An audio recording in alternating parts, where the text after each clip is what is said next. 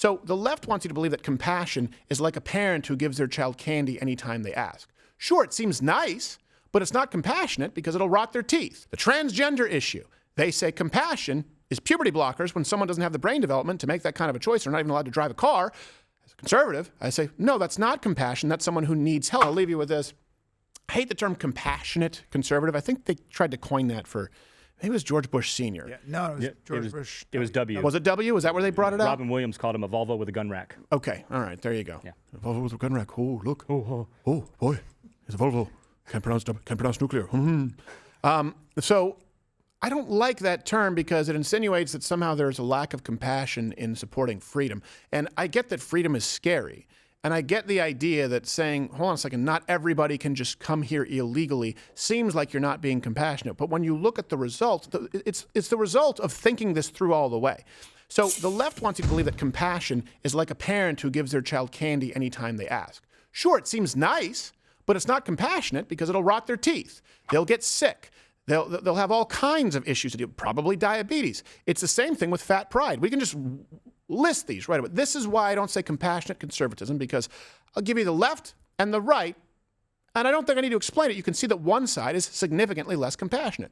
Fat pride, okay? They believe that compassion is putting people in a young grave. You're beautiful and you're healthy no matter what, all right? I say no, let's educate people on health and be realistic. The transgender issue, they say compassion is puberty blockers when someone doesn't have the brain development to make that kind of a choice or not even allowed to drive a car. As a conservative, I say, no, that's not compassion. That's someone who needs help because these will cause irreversible health side effects. I think that's more, it doesn't need to be stated compassionate because it's very clear. You want to talk about taxes, okay? Compassionate is take all the money and spend all the money, and as a conservative, say, well, hold on a second, it just doesn't work. As a matter of fact, taking the money hurts people where they have less money. You put them into programs that don't work, like public schools that have been failing, have improved 0% largely since the Federal Department of Education. Which one is more compassionate?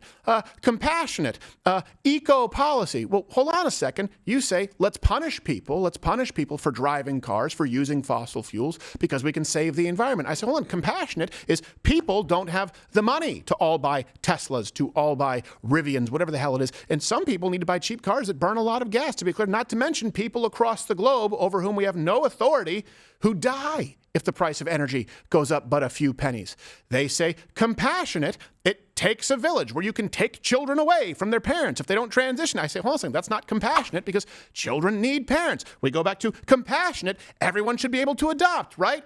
Single gay guy should come in. What, you're not compassionate? He shouldn't have a child? Hold on a second. My compassion is for the child. That child deserves to have a mommy and a daddy. Why? Because we know it's the single greatest indicator that we have of that child doing well as it relates to job security, income, having a successful relationship of their own, behavioral disorders. All of it. Oh, hold on a second. Compassion is we need to consider these, whether it's Somalia, whether it's Palestine, which is not a country. I'm rolling. It's not lost on me. Compassion is always looking out for the underdog. I said, well, listen, no. I don't think it's compassionate to support a state who, by the way, elected a government who has the eradication of all Jews in their charter. I also think it's compassionate to provide foreign aid to nations where it goes to warlords because these governments are corrupt and it doesn't go to the people at all. So when people say compassionate conservatism, you're giving them a moral leg to stand on that they haven't earned. There is nothing compassionate about open borders. There is nothing compassionate about catch and release. There's nothing compassionate about putting female rugby players up against a super Samoan. And there is nothing compassionate about a government that is so powerful it can usurp the rights of all of its people. I think compassion starts with our starting point. I think the Declaration of Independence and the Constitution and its amendments, I can't think of any more compassionate documents that have ever existed in establishing a form of government and people who are free to be compassionate towards others. Compassionate conservatism, you use that, you've been an asshole your whole life. Watch Louder with Crowder live Monday through Thursday, 10 a.m. Eastern.